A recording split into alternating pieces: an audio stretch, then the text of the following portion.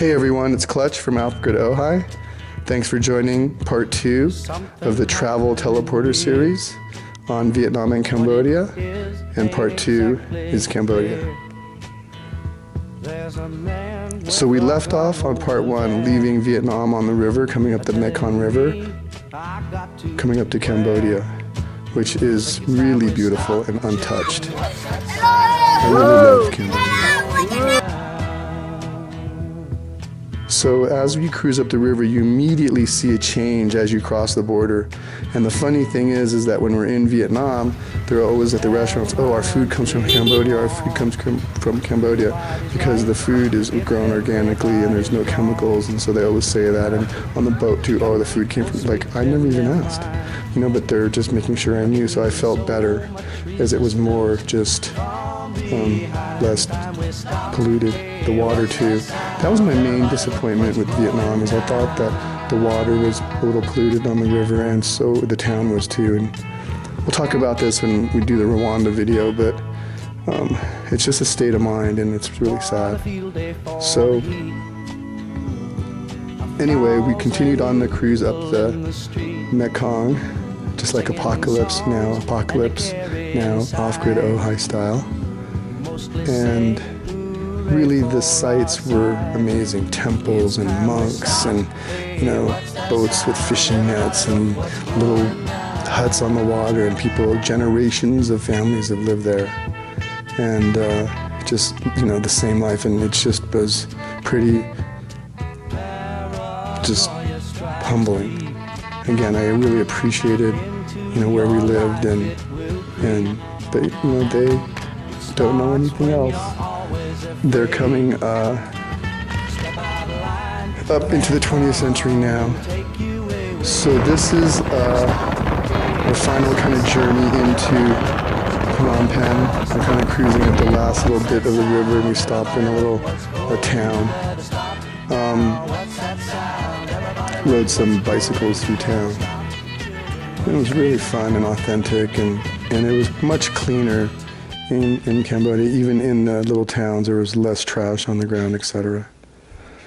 Just life on the river was pretty fun and amazing. We spent, I think, like five nights on the boat. I think you can do 3, 5, and 7, and I can let you know which ones are best. I absolutely have an opinion, and also it's on different times of the year, where one itinerary might not be even available due to low water, etc. Those dogs live on these houseboats right on the shore. Just pretty amazing, different kind of lifestyle. So the Aqua Mekong has every type of water, activity. You can go kayaking in state-of-the-art kayaks, and they have this fleet of Zodiac boats that come pick you up if you're tired and take you to some, private island with a picnic. I mean, it's pretty amazing. Just a way to see the country that's like no other, and they really do a good job. So I know a lot of these sunsets look the same, but they're really different days. Just every day out on the river, it's just really peaceful. But it gets serious, because the history of this country is, very, very sad. Most of the population is, having post-traumatic stress syndrome, and you can just see it in their eyes. They've seen a lot of killing and a lot of death. By the way, this video is really moving past this point. Is not really for young kids. I'm going to be describing some pretty graphic things and concepts. So I don't know how much history you know about Cambodia, but let's just start at right before the Vietnam War. We were technically at war with Vietnam, but Cambodia runs almost the entire border with Vietnam, and so the Chinese and the Viet Cong would stage their attacks from there, and so we would absolutely unofficially, quote unquote, bomb them on the other side to stop to interdict those supplies and those attacks.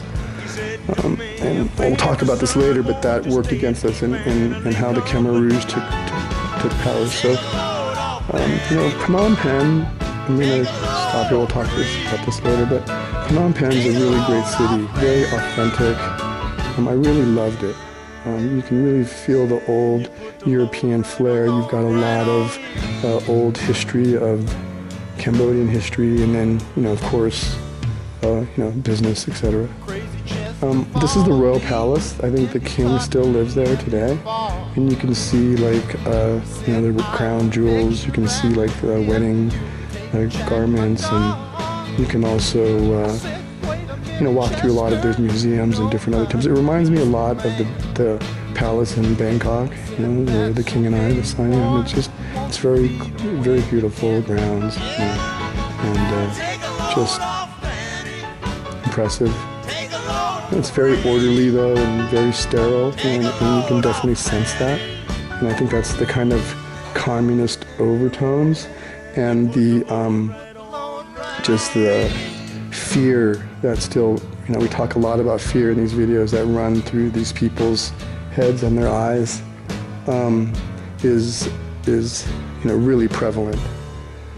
So in 1974, a gentleman, if you can call him that, a guy named Pol Pot, started a revolution, with the organization called the Khmer Rouge.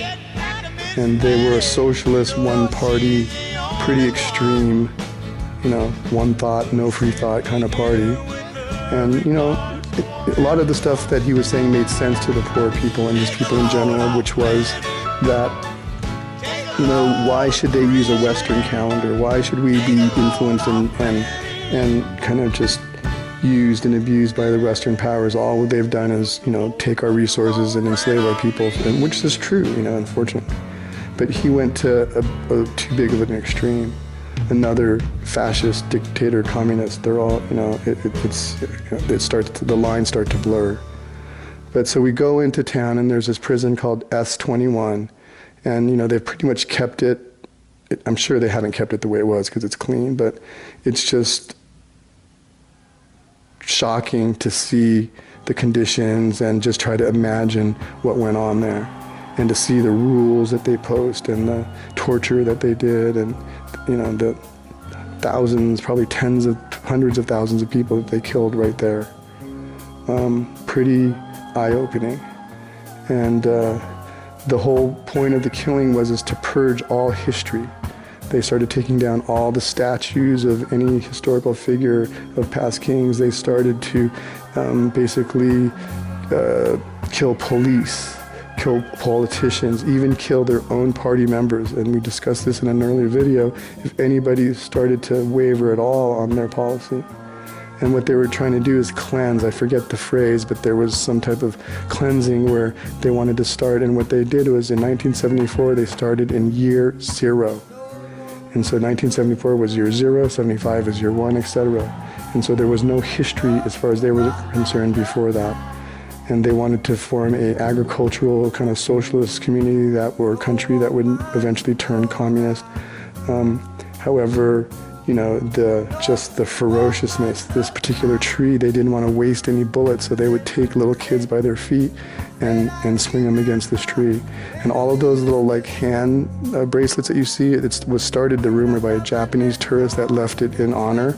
And then every tourist since then, because you eventually collect one of these bracelets on the trip from somewhere, you take it, I took mine off, and you put it on the tree as a tribute and a memory, This is not something they're going to take down, even though it is a symbol of great torture and death, because it's history, and you will remember this forever. There are still bones coming up out of the ground there every time it rains, exposed bones, and they go clean them up. They have old clothes of people, and it's just, the magnitude of it is undescribable. The centerpiece of the place, if you can call it a centerpiece, but the main kind of monument is the 7-story Tower of Skulls. And it puts it all into kind of perspective of how much killing was done, because, with the Jewish Holocaust or the Rwandan genocide, there's not this much evidence just lying around. So, I think it's very eye-opening and poignant So, they have to live on in the country, and the country's very young. And, they indoctrinated, and I talked about indoctrinating the kids at a very early age. But, there's hope for the future. Phnom Penh's an amazing kind of up-and-coming city. It's just, I'm sure one day it will be, a great place. The Rosewood Phnom Penh, and I've been to a lot of hotels, is one of the most amazing hotels I've ever been to. They've got every type of restaurant venue, and it's super authentic, English pubs, sake bars, sushi bars, noodle restaurants, ramen, I mean, you name it, they got it. And it's just an art gallery. The statues and the art that's just around is just over the top. And it's, the views from the city are amazing. I watched the Aqua Mekong on a cruise out after our cruise from there. Just amazing rooftop bars and outdoor wall gardens and just suites that are just over the top. The rates, unfortunately, or fortunately, depending upon whose side you're on, are, really good. It's probably one of the best values. Maybe you can get a room there for $200 and maybe a suite for $5 or $6. I mean, that was when I was there, and I'm sure because of COVID, it hasn't changed much. But what an amazing place, the Rosewood. I just wanted to kind of give Cambodia its own time because there's so much that went on there. But, these adventures are really educational, eye-opening. It really gives me a lot of perspective. I met a couple from Philadelphia that we watched the Eagles and the Patriots, and we became lifelong friends, and we actually ended up traveling to Rwanda together the next year on gorilla trekking, and we'll do a video on that. And hey, Robert and Fern, I'm giving you a shout out if you ever end up watching this. And I hope I have your permission to use your image. So the hope is in the kids in the future, and it's a really amazing place, and I have a lot of hope for them, and they've been through a lot. When I left the airport, I was so scared because the security guy was looking at me, and I could just see it in his eyes that he had done things, and he hated me because of jealousy or wealth or whatever, my passport and all the stamps I had. I just felt like I was really scared. And then I was just, in an airport in 2018 or something. Can you imagine facing down one of these guys? Anyway, enough. And this is one of my favorite pictures. And I'll just leave you with Bob Marley. Oh, we forgot to do the music.